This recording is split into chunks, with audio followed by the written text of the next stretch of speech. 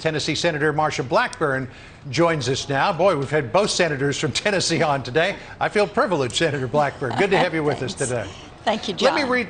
Let me read just a little bit from the op-ed in the USA Today. These four scientists wrote, quote, "The recent school reopening guidance released by the Centers for Disease Control and Prevention is an example of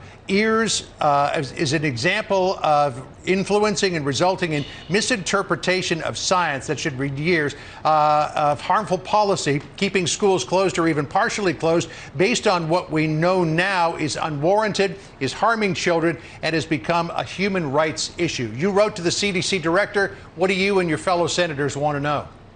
What we would like to know is how they parsed this information, because it appears that what the CDC did was to go into the research and say, okay, we have a narrative that we need to meet, and we need to make certain that we are following what the teachers' unions want to have happen, which is to keep the schools closed, to keep children out of the classroom. So, John, they went into a subset and found one portion of a subset is what they appear to have done. And they used that to say this represents the whole entire universe of our work. That is not what happened, of course, when the scientists were doing their research.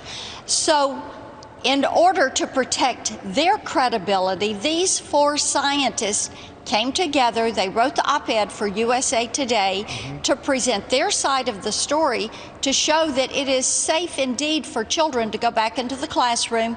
Children are not responsible for spread. By and large, there is little transmission that is coming from children. And out of the more than 500,000 unfortunate deaths that we have had, and we grieve every one of those deaths, there have been 288 children that have lost their lives. And this is very similar to the loss of life that comes with influenza each year. So I really give these scientists a lot of credit for standing up, protecting their body of work, protecting their reputations, and setting the record straight as to exactly what their research found and showing how the CDC manipulated that data. One of the things that their data found was that 3 to 6 foot distancing would be acceptable in schools. The CDC took the upper number. They said 6 feet. Here's what our Dr. Nicole Saphier said about that earlier today. Listen here.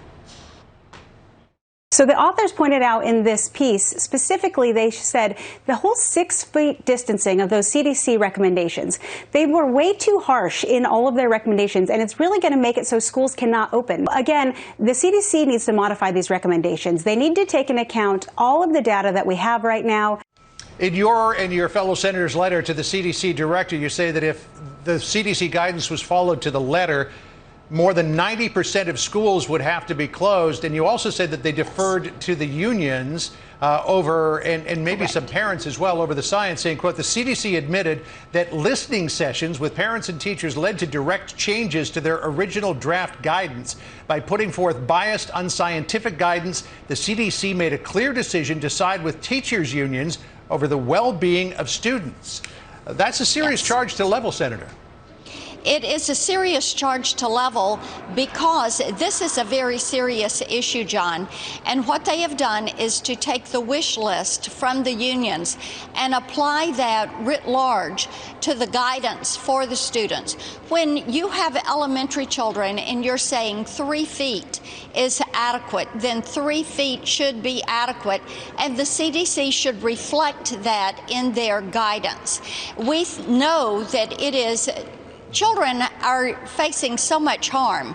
I was talking yesterday with one of our district attorneys in Tennessee, and I've got to tell you, the number of cases that they're seeing of child abuse, exposure to drugs of children, the use of alcohol, the use of drugs, teen pregnancy, teen suicide. Yeah. All of this is harmful to children.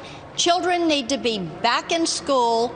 We want to get these children back to school, and for the CDC to acquiesce to the wish list of the teachers' unions at the expense of the educational health, the emotional health, the physical health of children is completely unacceptable. Senator Marsha Blackburn of Tennessee, as always, it's great to see you. This is obviously a story that's high on our list of things to cover, and it will remain so. Thanks so much for joining us. Appreciate it. Thank you.